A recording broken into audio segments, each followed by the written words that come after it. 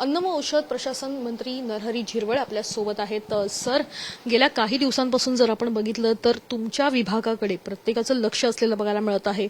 मग वारंवार होणारी टीका असू दे किंवा लाचखोर प्रकरण असू दे, तुम्हाला असं वाटतं की तुम्ही कोणाच्या टार्गेटवर आहात का?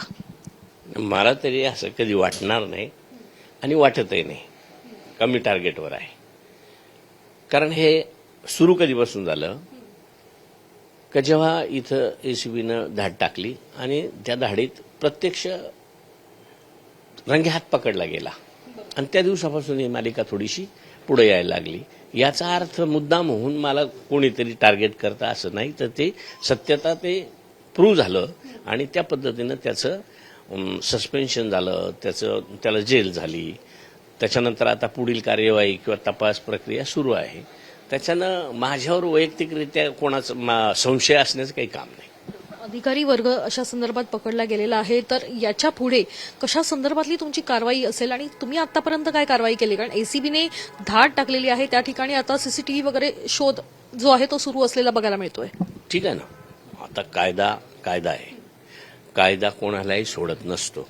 सीसीटीव्ही फुटेज किंवा बाकीच्या सगळ्या कार्यवाही आता सुरू राहतील, पण मी आता सगळ्या यांना सूचना दिलेल्या आहेत का बाबा आपल्या समक्ष ज्याने हा प्रकार केला त्याला त्याची मानसिकता किती खराब असेल, आज त्याचं कुटुंब किती डिस्टर्ब असेल, त्याचं समाजात जसं मी काहीच न करता सुद्धा माझ्यावर तो कलंक लागल्याचं मला वाईट वाटतं, तर प्रत्यक्ष त्याला किती वाईट वाटलं असेल किंवा त्याला ते किती पस्तावा झाला असेल वाईट म्हणण्यापेक्षा, का हे मी करायला नको होतं। असं इतरांना सुद्धा तशा सूचना आता त्या ठिकाणी मी दिलेल्या आहेत। एकीकडे उपाध्यक्षपद जे आहे ते तुम्ही अनेक वर्ष राहिलेला होता, त्यानंतर आता मंत्रीपद आपल्याकडे आलं होतं आणि त्यानंतर अशा पद्धतीनं सतत आरोप प्रत्यारोपाला तुम्ही सामोरे गेलेला आहात। सध्याची काय परिस्थिती आहे? सध्या तुम्ही कशा पद्धतीनं या सगळ्या गोष्टी हाताळत आहात? उपाध्यक्ष असतानाही सगळ्यांनी मला सहकार्य केलं। नाना पटोले साहेब त्यावेळेला अध्यक्ष होते, खूप चांगल्या पद्धतीनं त्यांनी मला मार्गदर्शन केलं, सहकार्य केलं, मला दुजाभाव केला नाही। आता मंत्री झाल्यानंतर सुद्धा एक वर्षभर सगळ्यांनी मला खूप चांगल्या पद्धतीनं त्या ठिकाणी ट्रीट केलं। मग मी माझ्या खात्याच्या अडचणी असतील, माझ्या खात्यातल्या भरत्या असतील, भरतीला सुद्धा 22 साली एक्झाम झाली होती। माझ्या काळात 197 मुलांना मी ऑर्डर देऊ शकलो। हे सगळ्यांच्या सहकार्यानेच झालं ना। अजूनही काही भरत्या करायच्या आहेत, आस्थापना नव्यानं सुधारायची आहे, त्याच्यासाठी सुद्धा मी प्रपोजल नेलं आहे। किंवा लॅबच्या संदर्भात आपल्या राज्यात 3च लॅब आहेत, त्या प्रत्येक विभागाला एक लॅब तरी असावी का जे 6 विभाग आहेत। त्याच्यात मुंबई हे फार मोठं आहे, मुंबईला अजून एखादी एक्स्ट्रा एक लॅब असावी।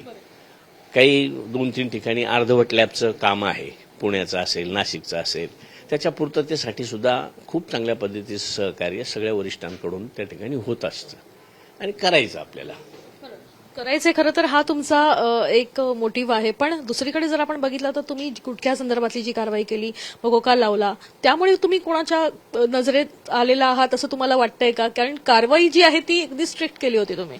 नाही, कारवाई स्ट्रिक्ट केलेली आहे म्हणून मला टार्गेट केलं असं कधीच होणार नाही। कारण जेही सरकारमध्ये आम्ही सगळेजण आहोत किंवा समाजातले अनेक घटक असं म्हणतात का हे विष आहे, हे वाईट आहे, आणि ते वाईट पुसण्यासाठी किंवा वाईटात सुधारणा करण्यासाठी ह्या खात्याची निर्मिती आहे। तर ह्या खात्यातले मंत्री असतील, अधिकारी असतील, आणि मग त्यांनी ते काम न करणं म्हणजे मग त्यांनी करायचं काय?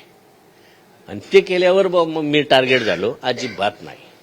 पण ही कारवाई, या कारवाईकडे कसं बघता? कारण गुटखा म्हणजे कॉलेज वैन किंवा इतर महाविद्यालय शाळेजवळ अशा पद्धतीनं विक्री होताना बघायला मिळत होती, त्या संदर्भात अनेक तक्रारी आल्या होत्या, त्यानंतर मकोका लावणं, एकूणच कारवाई मकोका लावणं किंवा थेट कारवाई करणं शाळेच्या आवारापासून किती लांब असावं असं मी म्हणणार नाही, ते नसावंच, पण राजरोसपणे अगदी शाळेच्या आवारात जर कोणी आवारात शेजारी करत असेल तर त्यावर तात्काळ कार्यवाही करायची अशी फर्स्ट प्रायोरिटी त्या ठिकाणी दिली होती। आणि मोकोकाच्या संदर्भात मागच्या अधिवेशनमध्येच मुख्यमंत्री महोदय फडणवीस साहेबांनी सांगितलं होतं की बाबा मोकोकाला कदाचित काही अडचणी येऊ शकतात, पण मोकोकाच्या धर्तीवर नवीन कायदा करून, का जो आताचा कायदा आहे पण तो तेवढाही गंभीर नाही, का सहज त्याच्यातून लोक बाहेर जातात, तर त्याच्यात एकाला तरी जर ती कठोरात कठोर शिक्षा दंड जर झाला तर हा मोठ्या प्रमाणात विस्तारानं वाढणारा प्रकार थांबेल. या दृष्टीनं त्याच्यावर अभ्यास चालू आहे. बघा सर, आदिवासी मंत्री म्हणून तुम्ही आज या ठिकाणी मंत्रालयामध्ये आहात. मंत्रालयामध्ये एक मंत्रीपद स्वीकारून अशा पद्धतीनं कारवाई होतीये. कुठेतरी ही गोष्ट जी आहे ती कोणाला खुपते असं वाटतंय का तुम्हाला, की म्हणजे एक आदिवासी मंत्री या ठिकाणी अशा पद्धतीनं आपलं कामकाज करताना बघायला मिळतं आणि ती गोष्ट कुठेतरी लोकांना खुपली? मला तरी असं वाटत नाही, कारण मी आदिवासी आहे म्हणून माझ्यावर कोणी असं चुकीच्या पद्धतीने किंवा मला बुद्धी पुरस्कार टार्गेट करायला असं माझ्या मनात शंका अजिबात नाही आणि भविष्यात येणार सुद्धा नाही. पण दरम्यानच्या काळामध्ये तुम्ही विलिनीकरणासंदर्भात देखील एक महत्वाचं वक्तव्य केलं होतं. त्यानंतरही काही लोकांनी तुम्हाला टार्गेट किंवा टीका करण्याचा प्रयत्न केला होता. या सगळ्या गोष्टीचा या कारवाईशी काही संदर्भ वाटतो तुम्हाला? किरकोळ सुद्धा त्याचा संबंध नाही.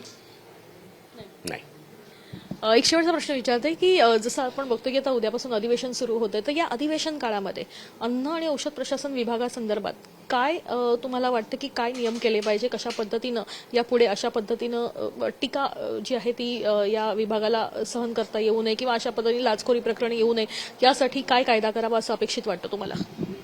नाही, त्याला कायदा म्हणण्यापेक्षा कायदा आहेच. त्याला ज्याने लाचखोरी केली त्याला त्याची सजा मिळाली म्हणून नवीन काही करण्याची गरज नाही. परंतु सीएम साहेब असतील, डीसीएम साहेब असतील, ह्यांच्याबरोबर बसून आणि त्या संदर्भात अधिवेशन म्हणून त्याचा काही पार्ट आहे असं नाही. अधिवेशन आहे, अधिवेशन संपेल, पण कायमस्वरूपीचं अशा पद्धतीनं चुकीचं होऊ नये त्या दृष्टीनं सीएम साहेब निश्चित त्याच्यात हस्तक्षेप करतील. धन्यवाद सर, आमच्याशी बातचीत केल्याबद्दल. कॅमेरा पर्सन नितीन सह वैदेही काणेकर, साम टीव्ही न्यूज, मुंबई.